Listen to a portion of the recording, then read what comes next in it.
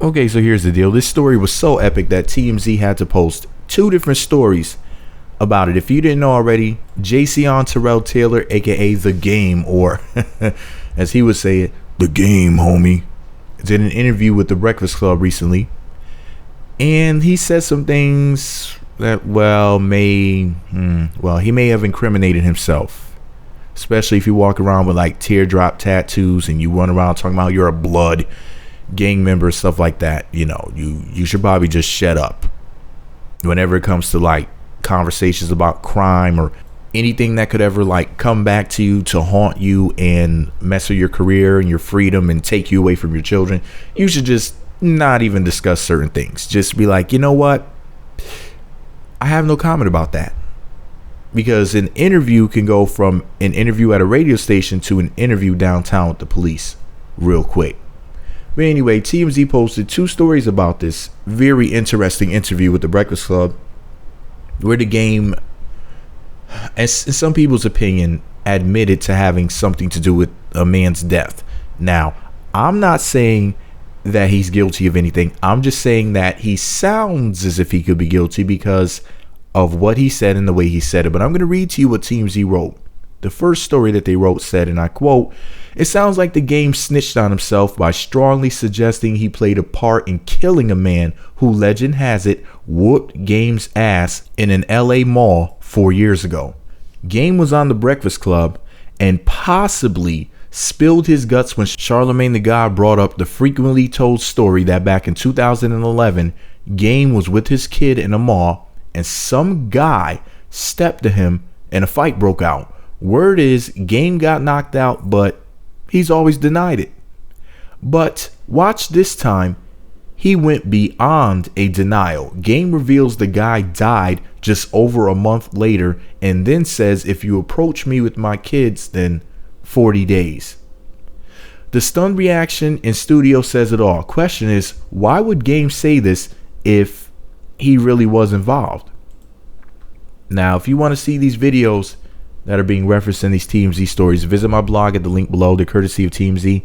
I have nothing to do with the story. I have nothing to do with these videos. I just wanted to give my opinion. The second story TMZ wrote, they said, and I quote, "The Game was joking this morning when we suggested he might have been involved in the murder of a blood gang member who claimed to have kicked his ass in a Los Angeles mall 4 years ago. Bad joke?" Game called into TMZ Live saying people were twisting his words because he never copped to being involved in the killing when he was on The Breakfast Club earlier in the day. The guy was killed 40 days after the shopping mall confrontation.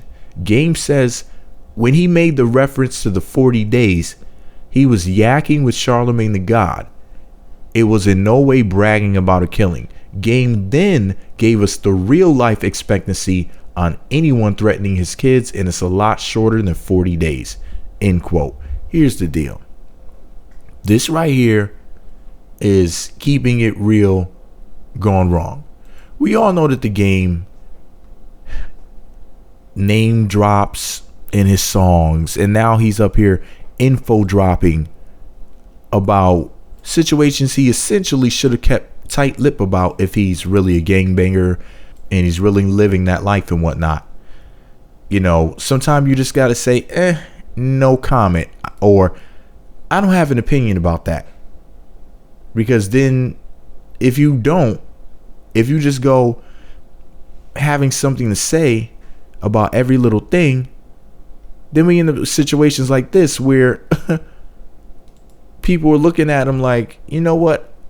We want to attach your name to something that you would have never wanted your name to be publicly attached to. Maybe in the streets, he may have or may not have wanted his name attached to certain things just to get clout with stupid people. But, as far as his name being attached to it in the media and the public, that could be career ending. It could be completely life changing. Not only do we have the police, we also have something called the hip hop police. Yeah, they have cops who monitor and target rappers, and The Game is an admitted member of the Bloods gang. He's been in how many fights and whatnot. beating on 40 Glock, even though I'm pretty sure they jumped him. I don't think Game fought 40 Glock one-on-one. I'd be willing to bet money that Game did not fight 40 Glock fairly. But, you know, he's been involved with all these fights and shit like that. And there was even a shooting that happened several years ago between G-Unit and Black Wall Street, if I'm not mistaken, which is Game's crew and 50 Cent's crew.